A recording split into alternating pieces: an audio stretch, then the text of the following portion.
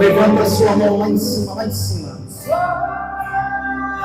E com a mão lá em cima vai pedindo ao Espírito Santo, e eu quero pedir para que você pergunte para o Espírito Santo de Deus, que é uma pessoa. Pergunte para o Espírito Santo por que você está aqui hoje, ou por que ele te atraiu, ou por que ele te trouxe aqui nesta noite para se colocar diante de Jesus. Eu quero que você questione o Espírito, dialogue com ele, convide ele, questione e pergunte: olha, Espírito, eu estou aqui mais uma noite, eu estou aqui mais uma vez. Mas não para ser mais uma noite, mas não para ser mais um dia na tua presença, não. Eu estou aqui, Espírito Santo, porque eu preciso de respostas, eu preciso de clareza, eu preciso entender o que o Senhor tem para mim.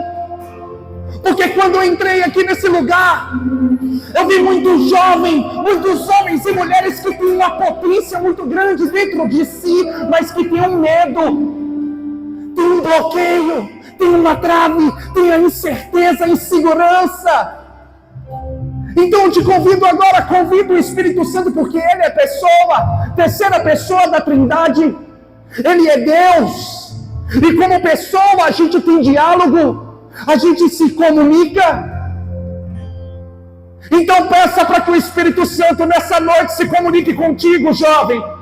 Que não é pelo arrepio, não é pela lágrima, não é pelo sorriso, não é pela leveza, mas é pela certeza de quem está conosco.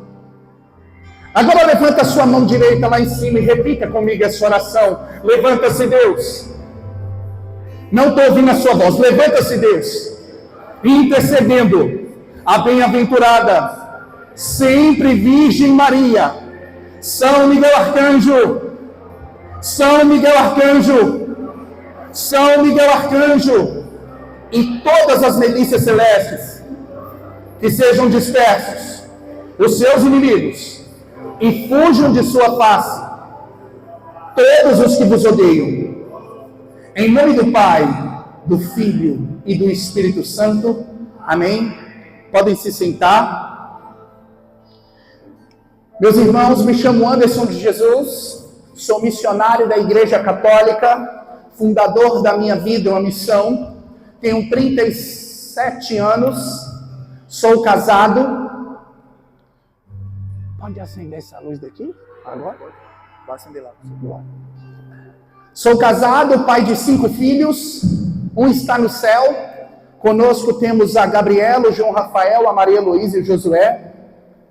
Tenho uma esposa maravilhosa que me atura todos os dias e para mim é a janela que revela o céu. Atualmente moramos em Planaltina do Goiás, mas o Senhor tem abrido fronteiras e caminhos. E agora acredito que vamos estar mais próximos do que nunca, porque o Senhor abriu alguns campos de missão onde a gente vai estar aqui nessa proximidade. E a gente vai acabar se esbarrando durante a semana. Também o Senhor abriu um campo de missão lá na Ceilândia. E assim vai a vida do missionário. Aonde o Senhor nos envia, a gente vai com alegria a graça de Deus. Pediram para trabalhar com vocês o tema: o Espírito Santo habita no coração de quem ama. A palavra é inspirada em João, no capítulo 15, versículo 9, e também vamos no seguinte, que é o 10. Então vamos proclamar a poderosa palavra de Deus. João, capítulo 15, versículo 9, versículo 10, e a palavra de Deus vai dizer assim: como o Pai me ama, assim também eu vos amo. Perseverai no meu amor. Se guardardes os meus mandamentos, sereis constantes no meu amor, como também eu guardei os mandamentos de meu Pai e persisto no seu amor. Palavra da salvação. Palavra da salvação. Aplauda a palavra do Senhor. É a palavra de Deus que transforma, que cura e que liberta. O tema favorável: o Espírito Santo habita no coração daquele que ama. Permanecei no meu amor. Ora, primeiro vamos entender essa palavra habitação. Porque desde o Antigo Testamento, o povo de Deus convivia com a presença, com a glória de Deus. E aqui é tão interessante, aqui vai passar pelos músicos, por quê? Porque vamos supor que quando eles iam exercer as funções litúrgicas, aqui eu vou usar essa palavra para que você possa aproximar daquilo que acontecia, porque antes ali no Antigo Testamento, eles tinham o átrio. Quando entrava no átrio, ali era onde ia fazer ali as ofertas, as oferendas, ali tinha um candelabro, ali tinha o altar da proposição dos pães, e ali tinha o santo. E depois do santo, tinha o santo dos santos, aonde o sumo sacerdote podia entrar uma vez no ano. E sabe o que é interessante? Que tanto os profetas, quanto o povo de Deus, eles experimentavam a presença de Deus através de alguns termos, que a gente vê ali presente no Antigo Testamento. Os profetas experimentavam muito aquilo que é chamado de kavod. Repita comigo, kavod. Misericórdia, já está frio, você não abre a boca nem para responder, mas vai aquecer daqui a pouco, senão nós vamos fazer uma fogueira aqui no meio, aqui, com esquema tudo junto. Estou brincando. Kavod, o que é kavod? É quando a glória de Deus vem sobre a cabeça, ao ponto de quando ela vem, ele se inclina, ele se curva, porque a glória de Deus está sobre ele. A gente vê em 2 Reis, no capítulo 3, no versículo 15, diz que Eliseu, o profeta da parte do Senhor, diz que antes dele profetizar, diz que ele pedia para vir um arpista, porque os profetas precisavam da sensação de movimento. Assim como o Espírito que nos dá essa sensação de movimento, por isso que hoje em dia a gente costuma ver, quando tem uma pessoa cheia do Espírito Santo, parece que ela começa a bailar no Espírito Santo, essa sensação de movimento, o Espírito Santo, e ali os profetas também, eles experimentavam uma glória de Deus que vinha sobre eles, e dizia que quando Eliseu ia profetizar, primeiro ele pedia para chamar um arpista, e ao tracejar da harpa, diz que a glória de Deus vinha sobre a cabeça dele, e ele começava a profetizar. Muitos profetas, para ter a sensação de movimento, às vezes ia para frente de um rio, para frente do mar, só para ter a sensação de movimento. Ora, Anderson, por que você está dizendo isso? Porque um dos nomes que representa a glória de Deus é kavod, mas tem outro. O outro nome se chama Shekinah. Repita comigo, Shekinah. As pessoas fazem música da palavra Shekinah. As pessoas fazem ali um clamor e falam Shekinah. Mas a palavra Shekinah significa habitação de Deus. Habitação de Deus, o Espírito Santo habita naquele que ama. Shekinah significa habitação de Deus. A gente não está falando simplesmente da presença, a gente não está falando do momento, a gente não está falando de um sentimento, a gente está falando de habitação. Shekinah é quando o Espírito Santo habita, e aqui é muito importante, aqui é muito interessante, porque diz que o povo de Deus acaba sucumbindo, acaba pecando, acaba ali não permanecendo no amor, mas acaba permanecendo na influência, porque o povo de Deus estava ali, mas ao redor tinha povos pagãos que cultuavam outros deuses, que edificavam altar para o Deus do sol, que edificavam altar ali para os deuses que consumiam crianças. E ali aquele povo acabava que ia se corrompendo, ia trazendo aquela cultura para dentro de casa. E ali não habitava a presença de Deus, ali não habitava a glória de Deus, ali não habitava o Espírito Santo, a glória do nosso Deus, não. Ali habitavam os deuses, ali habitava a moda daquela época, a influência daquela época. Aí talvez você está pensando assim, Anderson, mas aí é no Antigo Testamento, mas e hoje em dia? Quantas vezes a gente, cercado pela cultura, pelo mundo, pelas redes sociais, a gente quer trazer para dentro do nosso coração não a Shekinah, não a habitação de Deus, não a presença do Espírito. A gente não quer atrair a glória de Deus, mas a gente está atraindo a glória para si mesmo. A glória do mundo, a glória do homem. A gente não está permanecendo no amor, mas está permanecendo em si mesmo, está permanecendo na soberba, está permanecendo na vanglória, está permanecendo nas estruturas, nos status. Quantas pessoas que acha que a glória de Deus só vai estar presente se tiver um ministério, se tiver a música, Se for o fulano que estiver pregando, se for o ciclano, quantas pessoas acham que a unção é o que representa a glória de Deus? Não.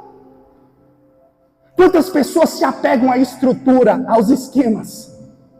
Hoje em dia, com as inteligências aí artificiais, quantas pessoas hoje em dia não atraem a glória de Deus, mas preferem trocar por um esquema que uma inteligência artificial traz, mas não tem intimidade com Deus, não tem consulta ao Senhor, não tem diálogo, não, é só estabilidade, é só face, é máscara, está para fora, não está para dentro.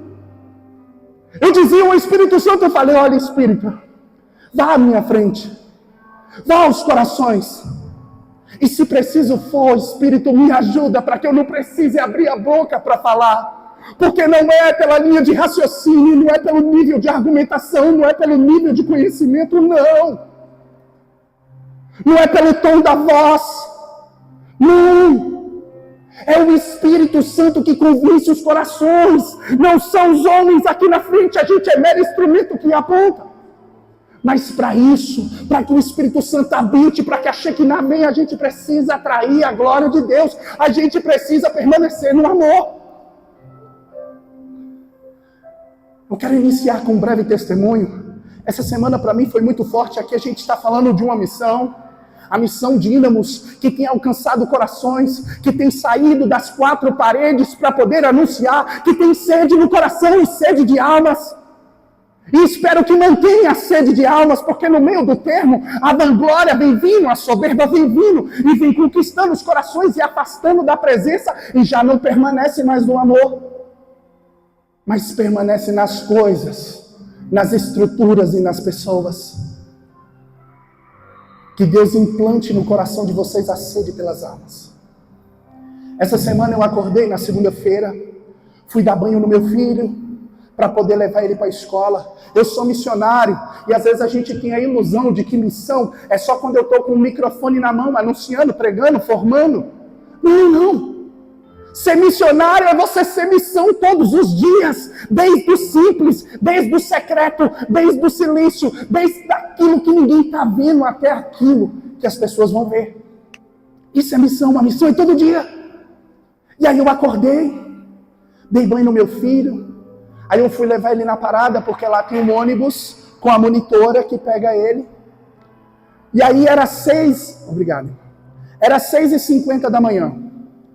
Na hora que eu estava chegando na esquina, tinha um homem sem camisa, bem alto, forte, descalço, completamente drogado.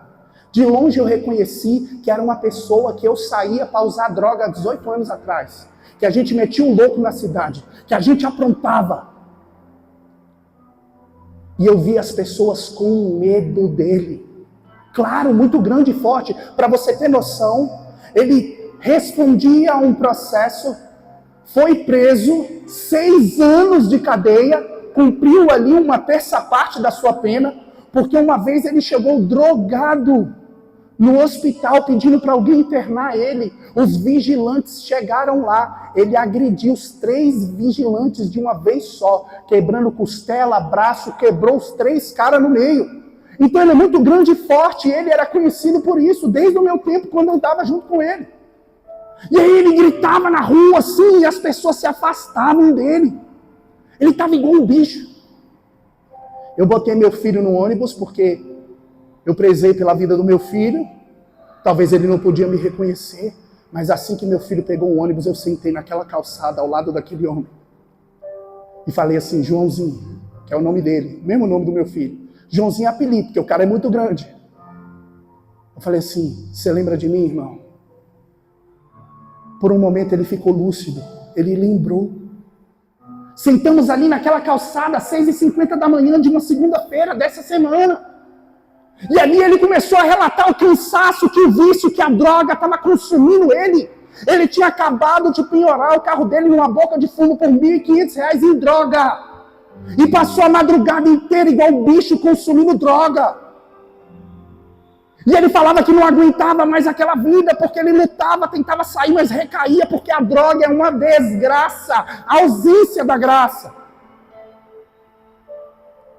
E aí eu conversando com ele ali, eu falei, irmão, A última palavra é a de Deus. Deus resgatou a minha vida, a minha história. Antes eu era tido como você, como um drogado, um derrotado, um fracassado. Mas Deus mudou a minha vida e hoje eu sou um pai de família. Hoje eu sou um missionário, um homem honrado por Deus. É possível. Eu fiquei uns 30 minutos com ele. Fiz uma oração poderosa por ele. Clamamos a ação, a presença do Espírito Santo, porque é só ele que convence. Às vezes a gente acha que a eficácia da missão é o nível de argumento, o nível de conhecimento. Não! A eficácia da missão é o Espírito Santo, sempre foi e sempre vai ser. E aí fizemos a oração, quando terminou, falei assim, Joãozinho, eu preciso ir, porque minha filha ainda vai para a creche, eu vou arrumar ela para levar ela à creche. Ele falou assim, irmão, ele ficou em pé, falou, me dá um abraço. Ali eu abracei ele, ele me abraçou, choramos. O povo passando na rua sem entender, com nojo, afastado, com medo. Ali eu fui para casa, fiquei em oração por ele. Ele falou que estava com uma mulher, ele falou que tinha um filho que estava prestes a fazer 5 anos. Quando eu cheguei em casa, minha esposa falou que não precisava levar a neném, porque ela não estava muito bem para ir para a creche. Aí eu recebi uma providência, eu vivo da providência hoje. Eu acho que as pessoas não entendem o que é isso. Elas acham que é muito bonito, mas elas acham que é mágico. Não, não é mágico. A providência divina é infinita, mas ela passa pelo bolso de cada um. E quem não entende isso vai se deparar diante de Jesus e ele vai falar, eu tive fome e não me deste de comer, eu tive sede e não me deste de beber, eu estava nu e não me vestistes, eu estava encarcerado e não me visitaste. A pessoa vai falar assim, Senhor, quando foi que te vimos? Irmão, eu entreguei minha vida, foi para Jesus Cristo, não foi para mim aparecer. Foi para que as pessoas pudessem olhar para um homem indigno, para um homem fraco, e eu pudesse transbordar a luz de Cristo. Naquela manhã a gente recebeu uma providência. E aí minha esposa falou, amor, compra pão. Porque se não tivesse recebido a providência, não ia ter pão. E aí eu peguei o carro, saí para poder comprar pão. E na hora que eu estava voltando, eu passei na frente do prédio que ele morava. Detalhe, eu não sabia que ele morava lá. Eu usava droga com ele há 19 anos atrás, aproximadamente.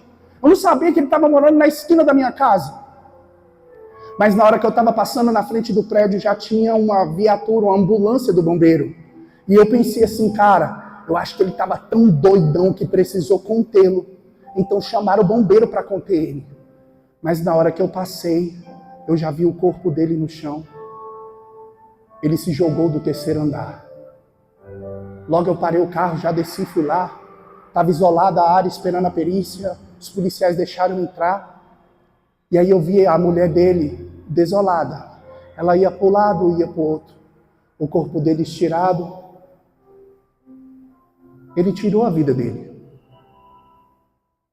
Mas eu acredito na misericórdia divina. A gente sabe que o suicídio não é uma realidade fácil de lidar.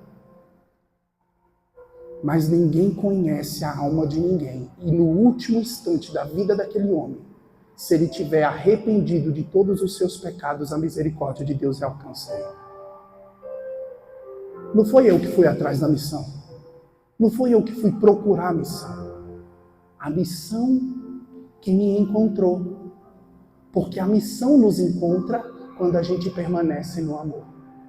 Quando a gente permanece no amor, tudo faz sentido.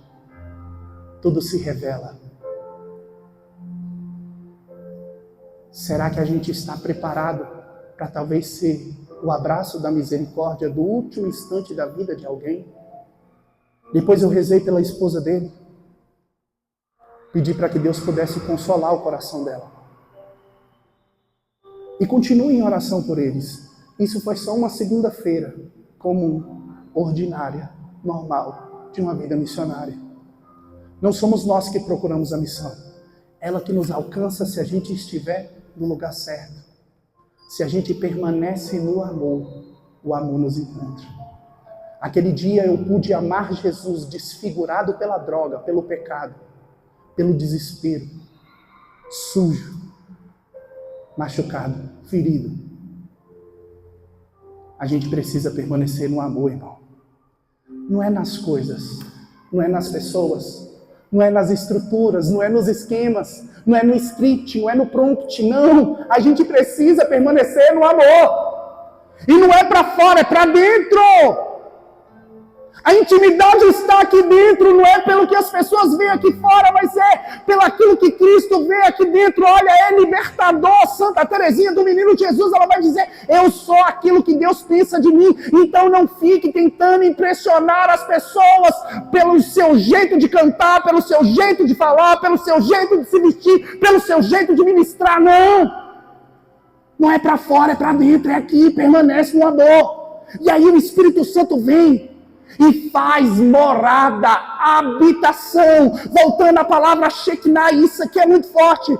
Porque antes ali dos sacerdotes fazerem as funções litúrgicas, eles pediam para que os levitas ministrassem o som. Porque através da ministração do louvor, eles favoreciam a atração da glória de Deus.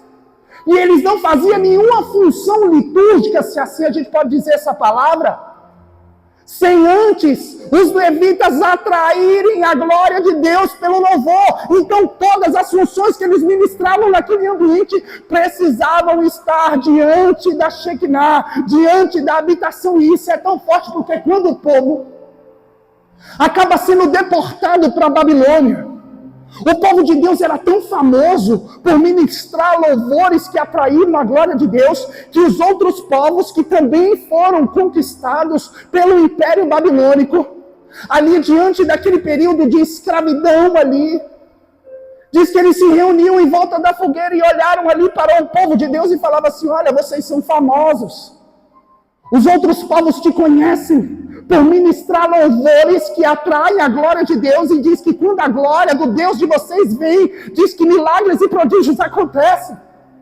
A Shekinah vem. Só que diz que os levitas estavam numa terra estranha. Sabe o que eles fizeram? Eles penduraram os instrumentos no salgueiro. E eles falaram, não vamos ministrar louvores em terra estranha. Quantas vezes nós fazemos isso, irmão? E a gente não atrai a glória de Deus porque o som não está do jeito que eu quero, porque a afinação não está do jeito que eu quero, porque não é fulano que está conduzindo ou pregando, porque não tem muitas pessoas para poder ver. E não atrai a glória. É necessário atrair a glória de Deus através de um louvor verdadeiro, genuíno. Shekinah, Shekinah.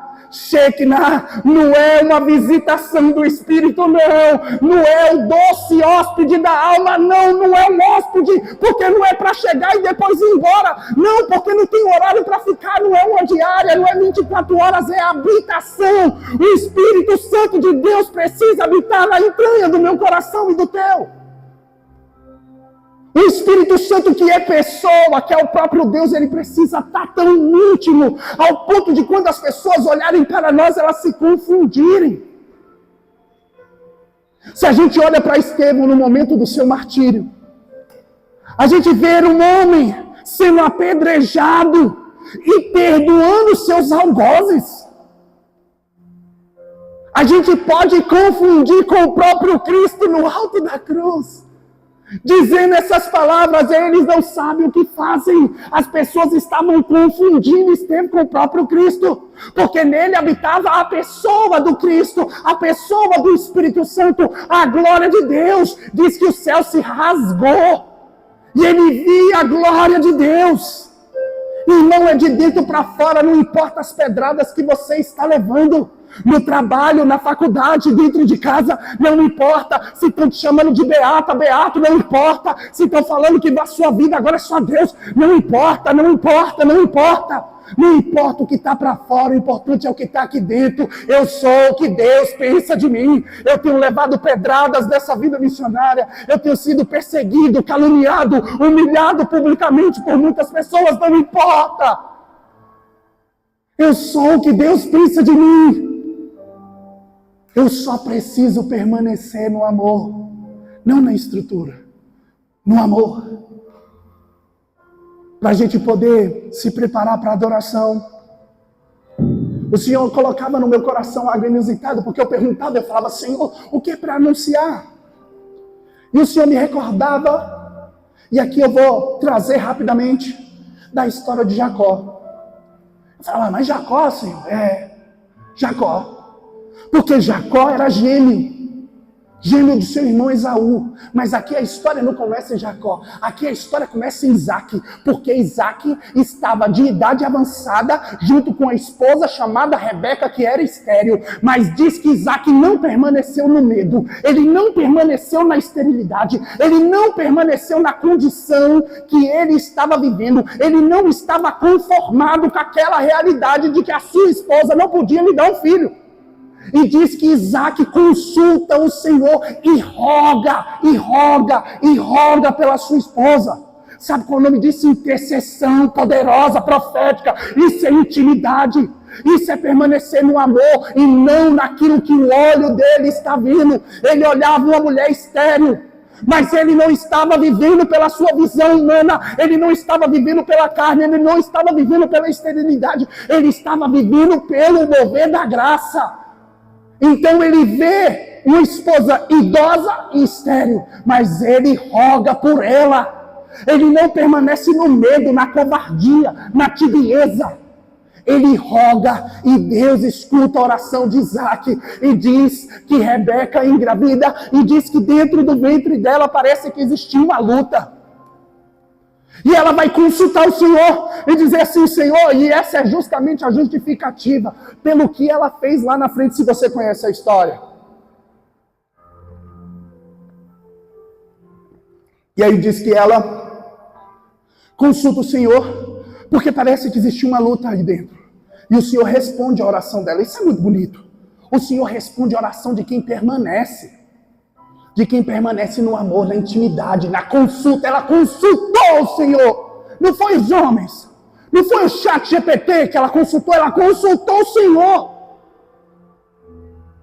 E aí, o Senhor responde: dentro do teu ventre existem 2 povos, 2 nações.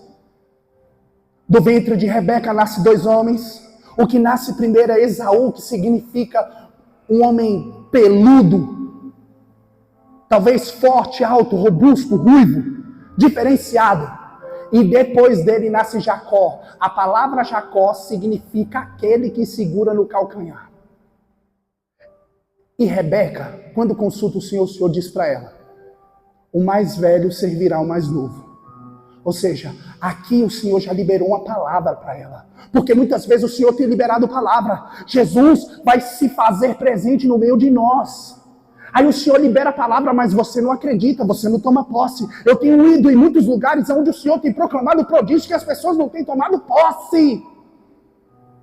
Eu me recordo quando o Senhor me chamou para ir no Paraná, numa missão.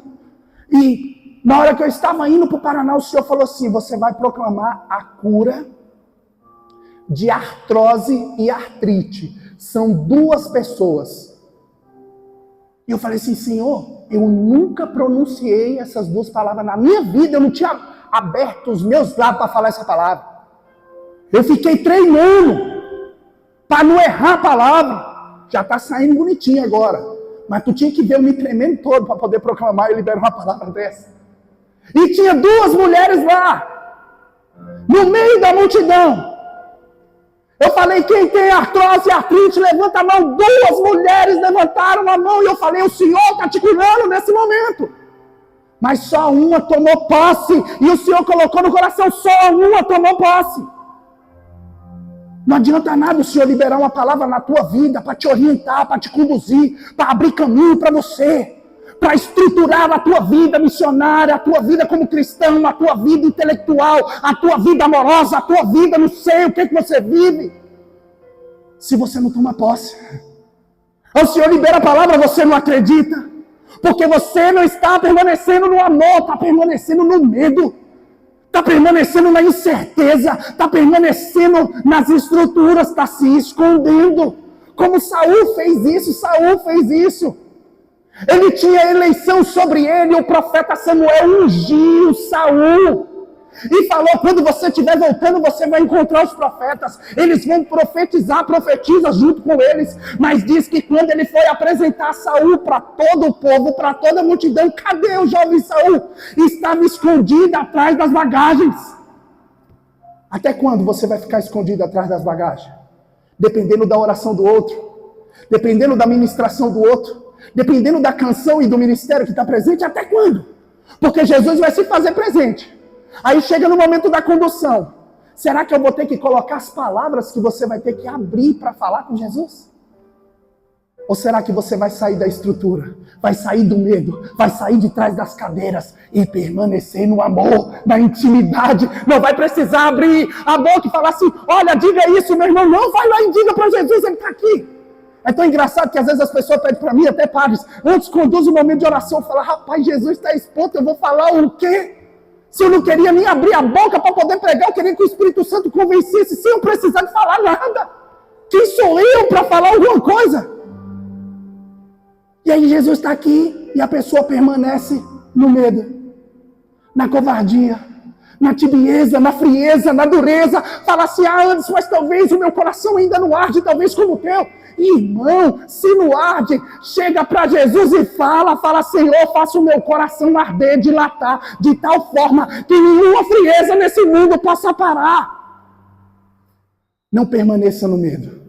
Não permaneça na fraqueza, na covardia, na tibieza, na dureza, na covardia, na mediocridade. Não, não, não, não.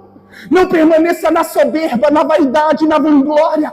Permaneça no amor, porque quem permanece no amor está cheio da presença do Espírito Santo. Não vai ser pela oração em línguas, não vai ser por isso, e a gente vai ministrar os dons e eles vão ser derramados com profusão e efusão para quem permanece no amor. Enquanto você ficar atrás das bagagens, outras pessoas têm experiência, você não. Outras pessoas se tornam a habitação do Espírito Santo, porque permaneceram no amor e você ainda permaneceu em você mesmo. Permaneça no amor, permaneça no amor, permaneça no amor. Para finalizar, Jacó, aquele que segura no calcanhar. Durante muitos anos da sua vida, ele viveu sob a sombra do irmão dele. Porque o mundo dizia que o primeiro é o primogênito. Então ele vivia na sombra do seu irmão, tendo que carregar esse fardo escondido. Não, o irmão é o primogênito, ele é o mais forte, ele é o guerreiro, ele é o caçador, ele é o valente, ele tem glória, ele tem dor. E ele vivia na sombra do irmão, segurando no calcanhar. Mas no dia que Jacó assume o lugar dele, assume o posto dele, não permanece na sombra, não permanece oculto, não permanece atrás, mas permanece aonde é a vontade do Senhor, daquela palavra que foi liberada para a mãe dele que era estéril. A coisa começa a acontecer, e ali Jacó sai dali. Ele não permanece também no engano, porque enganaram ele. Ele também não permanece nessa condição de submissão, talvez ao seu sogro. Ele não permanece ali no medo de encarar face a face o próprio irmão dele e ter a capacidade de falar, você me perdoa, eu te perdoo. Quantas pessoas não estão permanecendo no amor porque estão permanecendo na dureza do coração. Não libera perdão, não encara face a face aquele que talvez a gente magoou, machucou, feriu, ou aquele que nos feriu, que nos magoou, que nos machucou. Como que eu vou permanecer no amor se eu estou construindo uma muralha de dureza, de impiedade, de falta de perdão, de capacidade de se humilhar? Ele não permanece nessa estrutura. E diz que algo acontece com profusão. Diz que Jacó lutou com Deus. Aqui todo mundo confunde. Fala, ai meu Deus, se eu lutar contra Deus, qualquer um perde. Mas a palavra não está dizendo que Jacó lutou contra Deus. Está falando, Jacó lutou com Deus. Enquanto você estiver lutando com a sua força, com a sua capacidade, abraçado, mergulhado nas estruturas, atrás da bagagem, na covardia, Agora, quando você lutar com Deus, você vence. Jacó, aquele que vivia pela sombra, se torna Israel. Aquele que lutou com Deus, com Deus, com Deus, com Deus, com Deus. Permaneça no amor, lute com Deus. Trave as suas lutas com Deus. Põe Deus na história. Convida a pessoa do Espírito Santo. É isso aqui. Porque chega na hora do louvor. Chega na hora de clamar. E a gente fica ali na mágica.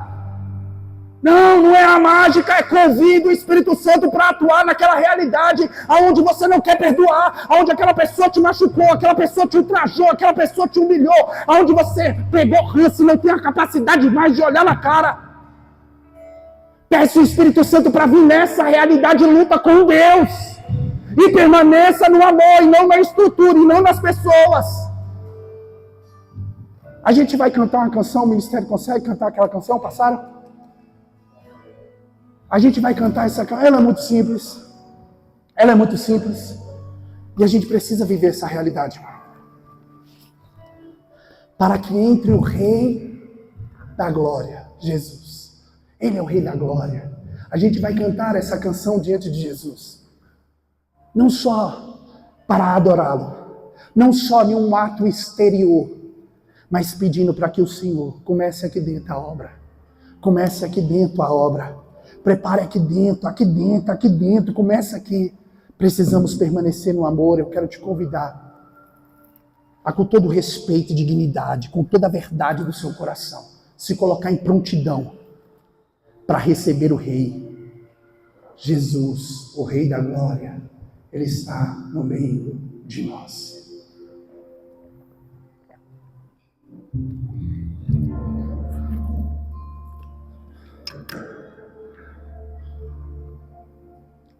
Eu acho que nem precisa falar que se você quiser vir mais para perto, que você pode vir, né? Só quem é apaixonado por Jesus que faz esse tipo de coisa.